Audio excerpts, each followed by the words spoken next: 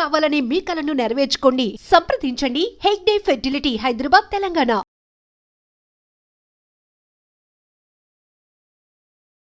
నేను పిల్లల్ని బాగా చదివించండి. ఒకటి ఈ మధ్యన పిల్లలు జర ఫోన్లు పట్టుకొని బాగా ఆటలాడుతూ అవేందో ఏమంటారు వాటిని బెట్టింగ్ లక లేకపోతే రెమ్మీ గేమ్ లక పబ్జీ గేమ్ లక అవోటి ఇవోటి ఆడి ఆడి పిల్లలు అప్పుల పాలే అయ్యవల్ని పరిశాన్ చేస్తున్నారు. నేను మా పిల్లల్ని కోరేది ఒక్కటే, ఏ షార్ట్ కట్ ఎవ్వడు మనకు పైసలు ఇవ్వడు. ఏదో ఈ పబ్జీ గేమ్ లో పైసలు సంపాదిస్తా, రాత్రికి రాత్రే నేను పెద్దగా అయిపోతా, కారు కొంటా, మోటార్ సైకిల్ కొంటా, ఇల్లు కడతా అని నీ ఆలోచన మంచిదే. కానీ ఎవడు మనకు పైసలు, నిన్ను గుంజుకోనికే వాడు గేమ్లు పెట్టారు తప్ప నీకు పైసలు ఏ నీకు పెట్టారు. వాడు మోసం. అందులోకి పోకుండ్రి, మీ అయ్యవను పరిశాన్ చేయకుండ్రి, మీరు పరిశాన్ కాకుండా.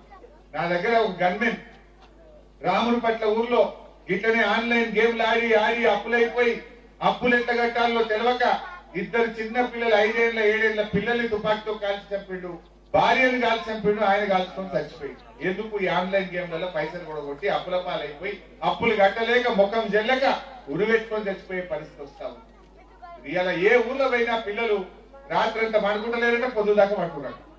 కొంతమంది, అందరిని అంటలేదు, కొంతమంది దానికి అలవాటు పడ్డారు. గుడుంబకు, గంజాయికి, ఆన్లైన్ గేమ్లకు పోయి జీవితాలు ఖరాబ్ చేసుకుంటున్నారు. దయచేసి యువతి యువకులు, అమ్మాయిలు ఏం చేస్తలేరు, పిల్లలతోనే వచ్చింది పంచాయతీ. మగ పిల్లలు బాగా ఆలోచన చేసి మీరందరూ కూడా ఈ ఆన్లైన్ గేములు బంద్ చేయండి, చదువు మీద దృష్టి పెట్టండి. అంబేద్కర్ ఎంత కష్టపడ్డాడు, ఎన్ని అవమానాలు ఎదుర్కొన్నాడు, ఆయన ఎంత కష్టపడితే పైకి వచ్చిండు. ఎవరమైనా కష్టాన్ని నమ్ముకోవాలి, సద్మార్గంలో నడవాలి. ఒకరోజు లేట్ అవుతుంది కావచ్చు, న్యాయం నిలబడుతుంది, ధర్మం నిలబడుతుంది, కష్టం గెలుస్తుంది, మంచితనమే నిలబడుతుంది. కష్టం చేయండి, తప్పకుండా బాగా చదవండి. ఏ పని నమ్ముకున్నా ఆ పనిలో గట్టిగా చేస్తే తప్పక విజయం వస్తుంది. సగం సగం చేస్తే ఏది కాదు. రేవంత్ రెడ్డి లెక్క ఏది కొనేలేదు. ఏ పని అయినా ఒక్కటే పెట్టుకోవాలి, గట్టిగా చేయాలి. దాన్ని ఎంబడబడితే ఎవరైనా పైకి వస్తారు, ఎవరైనా మీదికి పోవడానికి అవకాశం ఉంటుంది.